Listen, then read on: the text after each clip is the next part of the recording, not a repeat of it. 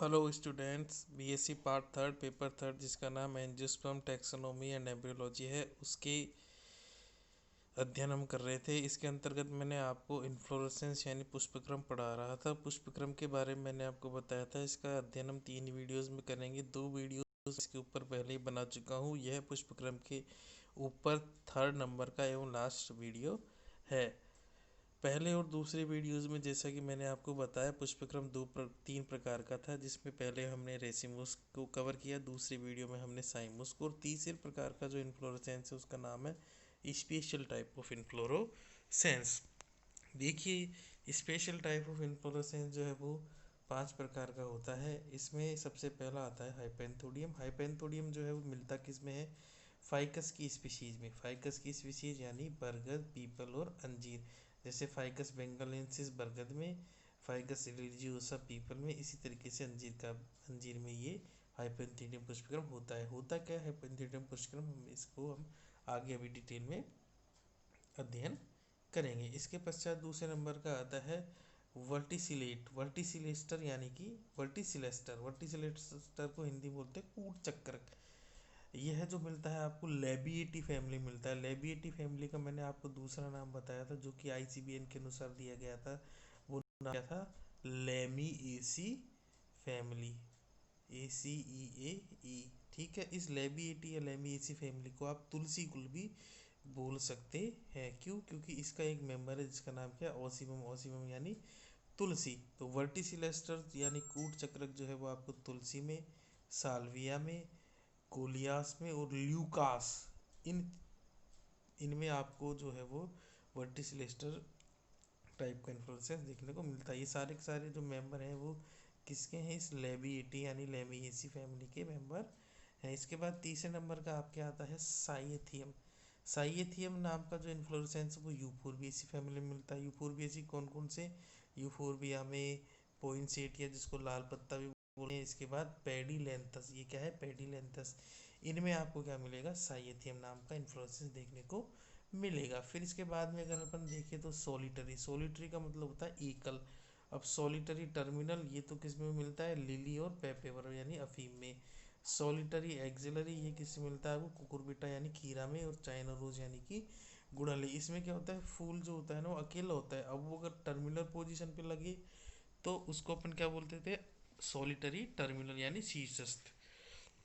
और एक्सिलरी यानी वो कक्षस्थ में लगे अकेला फूल, उसको अपन क्या बोल देते हैं? सॉलिटरी एक्सिलर, जो कि खीरा और चाइना रोज में मिलता है। जैसे कैसे? आप देखो, जैसे आपने अफीम में देखा होगा। अफीम की अगर हम बात करें तो अफीम में क्या होता है? इस प्रकार से ये फूल जो है वो आपको देखने को मिल गया। अब ये जो है इसमें मतलब इस प्रकार के पुष्पक्रम में एक अकेला फूल ही आपको देखने को मिलता है, और वो भी कैसे? टर्मिनल पोजीशन पे।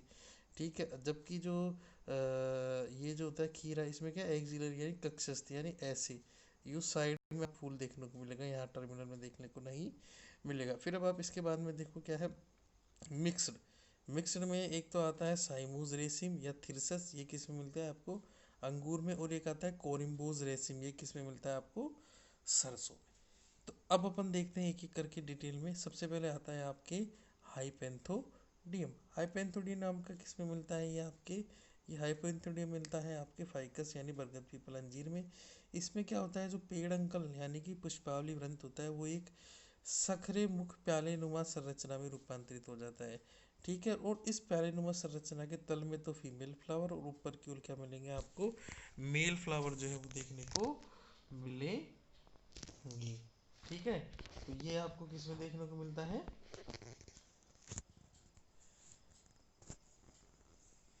ये आपके हो जाएगा किस में?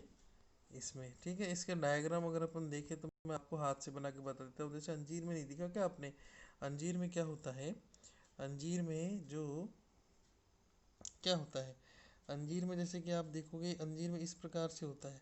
ये पुष्प वृंत यानी पुष्पावृंत यानी पेड़ का चल रहा था, तो ये ऐसे यूँ चौड़े एक सक्रामू, ये सक्रामू हो जाएगा। ठीक है, ये इस प्रकार से एक चौड़े यूं एक सकरे मुख प्याले नुमा संरचना में कन्वर्ट हो जाता है। तो ये अंजीर का क्या हो जाएगा? पुष्पक्रम हो जाएगा। अब इस प्याले नुमा संरचना में जैसे ये एक प्याले नुमा संरचना बन गई।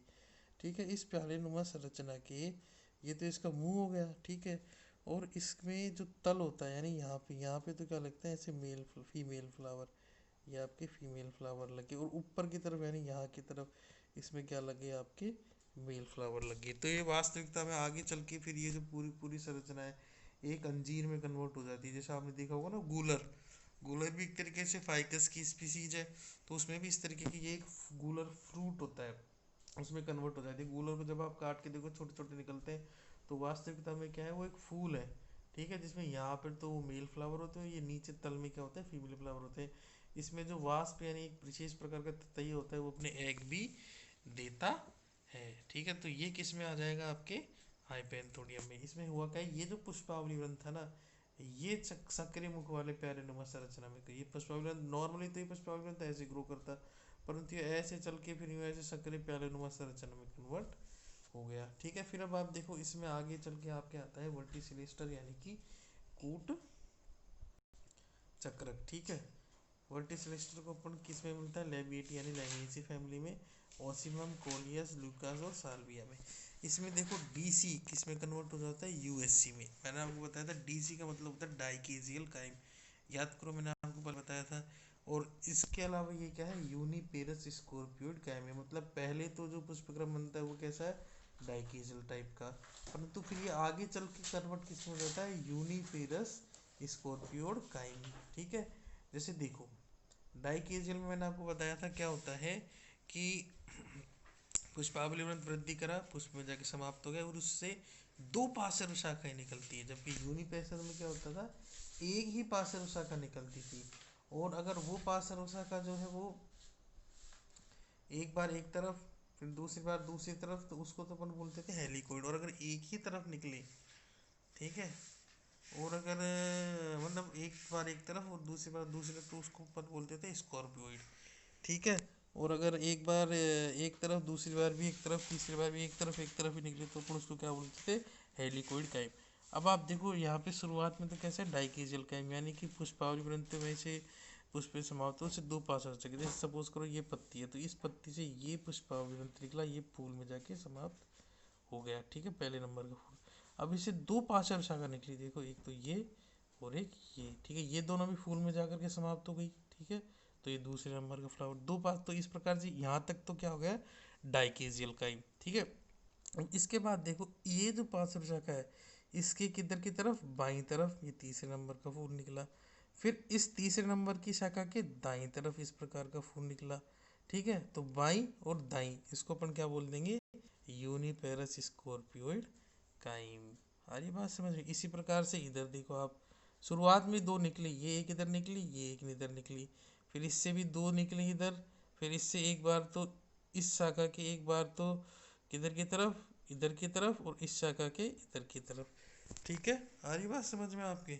देखो जैसे कि ये दूसरे नंबर की निकली, इससे एक बार तो इधर और फिर इसके इधर, तो ये वाली संरचना तो क्या हो जाएगी यूएससी, और ये वाली पूरी पूरी आपकी क्या हो जाएगी ये वाली, या फिर यूँ कहूँ ये वाली, ये क्या हो जाएगा आपके डाइकेजियल काइम। आगे समझ में, ठीक है। तो शुरू में तो डाइकेजियल काइम, बाद में यूनिपेरस या फिर यूनिकेजियल स्क्वाड काइम में बदल जाता है। फिर अब आप देखो साइएथियम इम्पोर्टेंट है, साइएथियम देखो बहुत इंपॉर्टेंट है। साइएथियम जो इन्फ्लोरेसेंस है वो किस में मिलता है यूफोरबिया फैमिली में, यूफोरबिया के जैसे यूफोरबिया पोइनसेटिया लाल पत्ता पेड़। इसमें क्या होता है सहपत्र चक्र, मैंने आपको बता दिया सहपत्र क्या होता है। सहपत्र चक्र, सहपत्र मिलकर के क्या बनाते हैं सहपत्र चक्र। तो सहपत्र चक्र के सहपत्र एक प्यालेनुमा संरचना बनाते हैं, और इस प्यालेनुमा संरचना के जो केंद्रीय जो भाग पर एक लंबे वृंत युक्त युक्त फीमेल फ्लावर होता है, पहले मैच्योर हो जाता है, ठीक है। और क्या कह रहा है केंद्र के मेल फ्लावर पहले मैच्योर होते हैं। देखो होता है क्या, ये इसका डायग्राम देखो साइएथियम का। इसमें क्या होता है कि वास्तविकता में इसमें क्या होता है, जो सहपत्र होते हैं ना वो प्यालेनुमा संरचना बनाते हैं। जैसे ये क्या है सहपत्र, इन सहपत्रों ने एक प्यालेनुमा ये इस प्रकार से एक संरचना बना ली, ठीक है। अब इस संरचना के बीच में ये जो लंबा दिखाई दे रहा है ना, ये तो क्या है फीमेल फ्लावर, ये पहले परिपक्व में शुरू होता है, और ये बगल में छोटे छोटे क्या है मेल फ्लावर है, ठीक है। अब परिधि के मेल फ्लावर तो क्या होते हैं बाद में मैच्योर होते हैं, जबकि जो केंद्र के यानी इधर की साइड की ये वाले मेल फ्लावर क्या है, पहले ही मैच्योर हो जाती हैं। तो इस प्रकार से ये जो मॉडिफिकेशन है ना, ये जो आपको दिखाई दे रहा है, ये क्या है, सहपत्र का मॉडिफिकेशन है। सहपत्र इन्होंने ये की पालिनुमा संरचना बना ली। फिर अब आप इसके बाद देखो, इसके बाद मैंने आपको बताया ही था क्या चीज़, कि इसके बाद एक तो मैंने आपको बताया था सोलिटरी फ्लावर यानी अकेला विकसित फूल, टर्मिनल तो किसमें, लिली पेपर एफीम में, और एक्सिलरी किसमें, चाइना रोज यानी कुकुरबिटा और गुड़हल में। फिर अब आप देखो मिक्सड में मैंने आपको बताया था रेसिम मिक्सड विद साइमोस, तो साइमोस रेसिम जिसका दूसरा नाम थिरसस है वो किसमें, अंगूर में, और कोरिम्बोस रेसिम किसमें, मस्टर्ड में। इस प्रकार से इन्फ्लोरेसेंस के तीसरे नंबर का वीडियो भी यहीं पर समाप्त होता है। अब बच्चों इसके बाद हम देखेंगे फ्लावर। फ्लावर क्या चीज़ होती है, तो यहाँ से आगे का पूरा पार्ट भी अब टर्मिनोलॉजी से ही भरा हुआ है। आगे जब हम फैमिलीज का अध्ययन करेंगे तो उसमें आपकी फिर टर्मिनोलॉजी ही चला करेगी। तो पहले हम देखते हैं कि भाई फ्लावर क्या चीज़ होती है।